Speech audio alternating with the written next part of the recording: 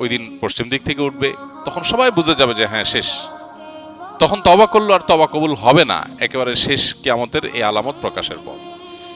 এছাড়া আরো কিয়ামতের 9টি আলামত আছে, হাদিসে মোট 10টি আলামতের কথা বলা হচ্ছে। এগুলো কিয়ামতের একেবারে নিকটবর্তী সময়, কয়েকটা বড় ভূমিধস হবে, হ্যাঁ, তারপরে ইয়াজুজ মাজুজের আত্মপ্রকাশ ঘটবে, দাব্বাতুল আরদ একটা প্রাণী অলৌকিকভাবে প্রকাশিত হবে, ইত্যাদি ইত্যাদি কিয়ামতের আলামত আছে। আর ছোট আলামত যেগুলো, ছোট আলামত বলতে যেগুলো কিয়ামতের অনেক আগে থেকে প্রকাশিত হওয়া শুরু করেছে, যেমন নবী করিম সাল্লাল্লাহু আলাইহি সাল্লামের আবির্ভাব ইটসেলফ কিয়ামতের একটি আলামত।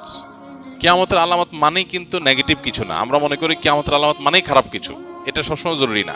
হ্যাঁ, বেশিরভাগ আলামতই হয়তো বা একটা উল্লেখযোগ্য সংখ্যা আলামতই হয়তো নেগেটিভ বা খারাপ জিনিস, অপ্রত্যাশিত জিনিস, কিন্তু কিয়ামতের অনেক আলামত আছে যেগুলো আসলে খারাপ কিছু না। যেমন নবী সাল্লাল্লাহু আলাইহি সাল্লামের আগমন, তার আবির্ভাব, এটা কিয়ামতের একটি আলামত। তার মানে এটা একটা ইন্ডিকেটর যে সৃষ্টি জগৎ তার পরিণতির দিকে যাচ্ছে। তারপরে আর নবী কোনো রাসূল, নবী হিসাবে রাসূল হিসাবে কি আবির্ভূত আসবে না, নতুন কোন নবী রাসূল আসবে না।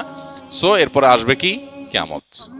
তো এটা থেকে নিয়ে শুরু করে কিয়ামতের আলামত সমূহের সংখ্যা কি, এ সম্পর্কে সৌদি আরবের একজন স্কলার ডক্টর মোহাম্মদ আল আরিফি, তার একটা বই আছে নেহায়াতুল আলম, আর একটা আছে আশরাতুস সাআহ নেহায়াতুল আলম। এই যে বই, এই বইয়ের মধ্যে তিনি অনেক ডিটেইল আলোচনা করেছেন। আমরা এগুলোকে সংক্ষিপ্ত একটা ছোট্ট ছোটি বইতে প্রায় 10 বছর আগে একত্র করেছিলাম, কিয়ামতের 141 আলামত এই নামে।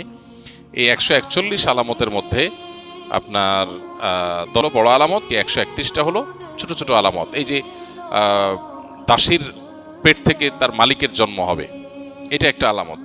এটার মানে অনেক মুহাদ্দিসরা বলেছেন যে সন্তানরা মাদের সাথে দাসীর মতো আচরণ করবে, কাজের লোকের মতো আচরণ করবে, রেসপেক্ট করতে ভুলে যাবে, কিয়ামতের আলামত।